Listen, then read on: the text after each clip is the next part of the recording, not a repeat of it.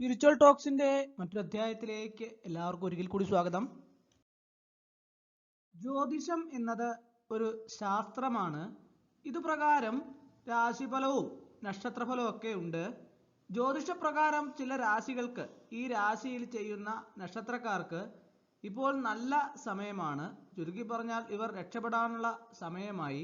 പ്രത്യേകിച്ചും ഏറെക്കാലമായി ഇവർ ആഗ്രഹിച്ച കാര്യങ്ങൾ നടക്കാനും തടസ്സങ്ങൾ മാറാനുമുള്ള സമയമായി. ഏതെല്ലാം രാശിക്കാരാണ്, അതിൽ ഉൾപ്പെടുന്ന നക്ഷത്രങ്ങൾ ഏതൊക്കെയാണ്, അതുപോലെ ഈ രാശിക്കാർക്ക് എങ്ങനെയാണ് അവരുടെ കാര്യങ്ങൾ വരാൻ പോകുന്നത്, അല്ലെങ്കിൽ ഈ നക്ഷത്രങ്ങൾക്ക് ഈ രാശിയിൽപ്പെടുന്ന നക്ഷത്രങ്ങൾ എങ്ങനെയാണ് അവരുടെ സമയം വരാൻ പോകുന്നത്, ഇങ്ങനെയുള്ള കാര്യങ്ങളെക്കുറിച്ച് എല്ലാം തന്നെ ഇന്നത്തെ അധ്യായത്തിൽ നമുക്ക് വിശദമായിട്ട് നോക്കാം. ആദ്യം വരുന്നത് ഇടവൻ രാശിയാണ്. ഇതിൽ കാർത്തിക, രോഹിണി, മകീരം നാളുകാർക്ക് നല്ല സമയം വരികയാണ്. പറഞ്ഞറിയിക്കാൻ സാധിക്കാത്ത സങ്കടങ്ങളൊക്കെ മാറിക്കിട്ടാനുള്ള സമയമാണ്.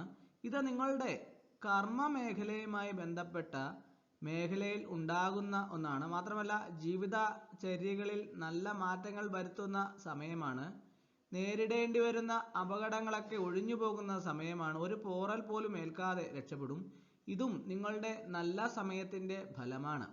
സാത്വികമായി മുന്നോട്ട് പോകണം എന്ന ചിന്തയിൽ നല്ല ഉയർച്ചകളൊക്കെ ഉണ്ടാകും.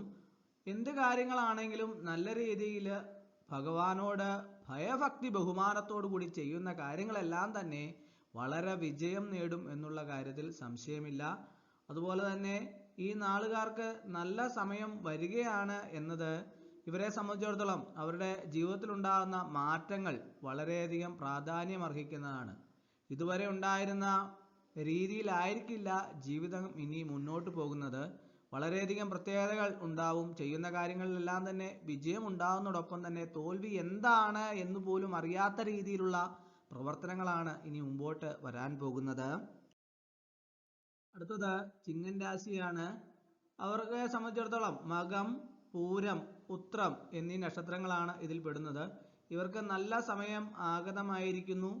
ആഗ്രഹ സാക്ഷാത്കാരം നേടുന്ന സമയമാണ്. ഏറെക്കാലമായി ആഗ്രഹിച്ച് പ്രാർത്ഥിച്ച കാര്യങ്ങളൊക്കെ നടക്കാൻ പോകുന്ന അല്ലെങ്കിൽ നേടാൻ സാധിക്കുന്ന സമയമാണ്. നിങ്ങളുടെ ഏത് ആഗ്രഹമാണെങ്കിൽ പോലും അതാണ് സാധിക്കുമെന്നുള്ള വിശ്വാസത്തോടു കൂടി അതിലേക്ക് പ്രവർത്തിക്കുകയാണ് എന്നുണ്ടെങ്കിൽ നമുക്ക് വിശദമായ ഫലങ്ങൾ അതിൽ നിന്ന് ലഭിക്കുന്നതാണ്. അല്ലെങ്കിൽ നമ്മൾ ആഗ്രഹിക്കുന്ന കാര്യങ്ങളെല്ലാം തന്നെ അതിൽ നിന്ന് സാധിക്കുന്നതാണ്. ഓരോ മനുഷ്യനെ സംബന്ധിച്ചിടത്തോളം അവർക്ക് പലതരത്തിലുള്ള ആഗ്രഹങ്ങൾ ഉണ്ടാവും അല്ലേ.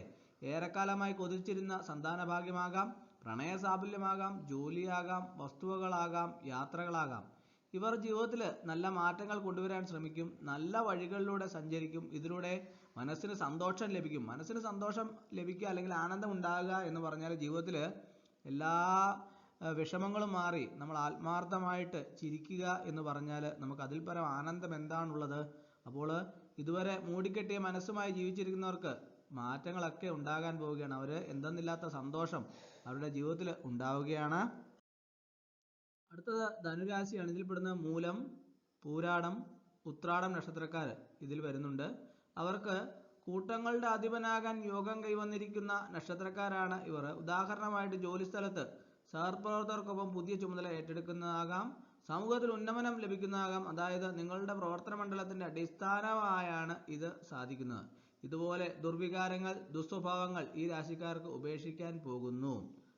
ചീത്ത കൂട്ടുകെട്ട് കാരണം അറിയാതെ കാര്യത്തിന് വളരെ അപരാധം കേൾക്കേണ്ടി വരുന്ന സന്ദർഭങ്ങൾ ഉണ്ടായിരുന്നു. ഇതിന് മാറ്റം വരുന്നു. സാമ്പത്തികമായി അടിപതറിയവർക്ക് ഇവിടെ നിന്നും സ്ഥിരത ലഭിക്കുന്ന കാലം കൂടിയാണ്. ഇപ്പോൾ സാമ്പത്തിക പ്രശ്നം കാരണം ഉണ്ടായിട്ടുള്ള പ്രശ്നങ്ങളെല്ലാം തന്നെ പരിഹാരമാകും. കടങ്ങളൊക്കെ വലിയ രീതിയിൽ തകർക്കാൻ സാധിക്കും. അപ്പോൾ എല്ലാ രീതിയിലും നല്ല രീതിയിലുള്ള മാറ്റമാണ് ഇവർക്ക് ഉണ്ടാകാൻ പോകുന്നത്. ഈ 9 നക്ഷത്രങ്ങൾ ജീവിതത്തിൽ ഉയർച്ചയുടെ കാലഘട്ടമാണ് വരാൻ പോകുന്നത്. അവർക്ക് പ്രത്യേകമായിട്ടുള്ള ഗുണങ്ങളാണ് ഇനി വരാൻ പോകുന്നത്. അപ്പോൾ ഇന്നത്തെ അധ്യായം എല്ലാവർക്കും ഇഷ്ടമായെന്ന് വിചാരിക്കുന്നു. ഒരിക്കൽ കൂടി എന്ന് പറഞ്ഞു നിർത്തട്ടെ. നന്ദി, നമസ്കാരം.